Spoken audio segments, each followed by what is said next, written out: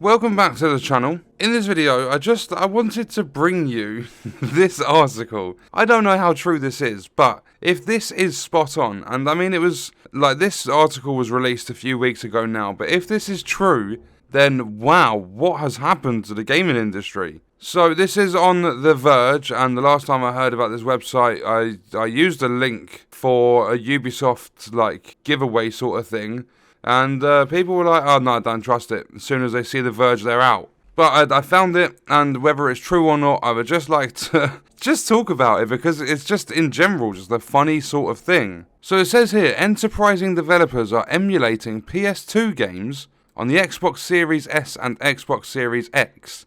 That's right, playing old PlayStation exclusives on your new Xbox. So apparently developers have now made it possible to emulate PS2 games on the Series X and S using an emulator, and that's something that the PlayStation 5, a successor to the PS2, cannot do. Thanks to the Series X Developer Mode and Series S Developer Mode, the software can be added as a UWA, so a Universal Windows application, allowing the users to download a retail version of the emulation software directly to their console without tricky workarounds, so players don't have to wait for a re-release to play on an older favourite. While this RetroArch emulator thing is able to emulate several different consoles, the compatibility for running PS2 games using the PCS X2 core is particularly notable because of how limited Sony's PS5 is when it comes to backwards compatibility compared to the Xbox. The new console is only natively backwards compatible with PlayStation 4 games, and Sony currently only offers the option to play PS3 and PS2 games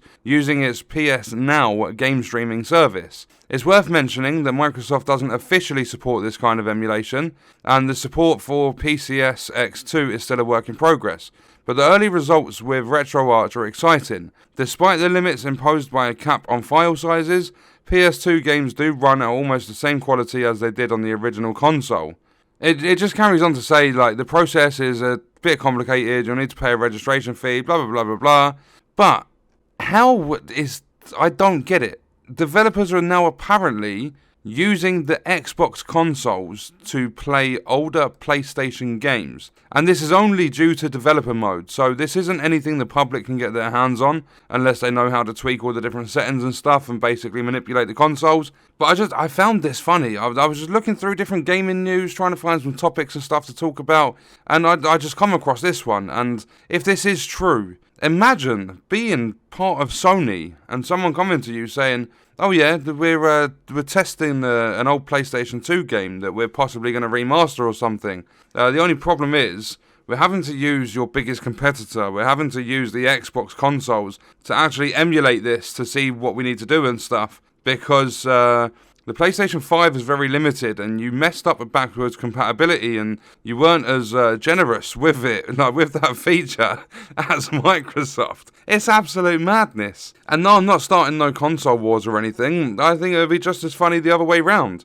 Could you imagine Xbox 360 games only being, like, playable through emulators on the PlayStation 5? Could you imagine it? Or something crazy, and I don't know, let's just say a Nintendo Wii game only emulated through PlayStation or Xbox. Like, just think of how mad this actually is. If they can only emulate PlayStation 2 games through the Xbox, Sony needs to get up and do something, seriously. Because I don't know if I actually heard this right, if I remember it properly, but from what I've heard, because obviously I watch a lot of Angry Joe, I watch Skill Up, there's a lot of different YouTubers and stuff I watch, and I watch AJS News every single week. And the last thing I heard about the different platforms was PlayStation, like, win the month-on-month sales compared to Xbox, but Nintendo have jumped in, and I think it's over the course of 2020, or might be the last month or something, not entirely sure, I don't remember it exactly, but Nintendo have sold consoles on a 2-to-1 ratio over PlayStation. So I think it currently sits at Nintendo Switch being the most sold console, PlayStation 5 being middle, Xbox Series X and stuff being bottom.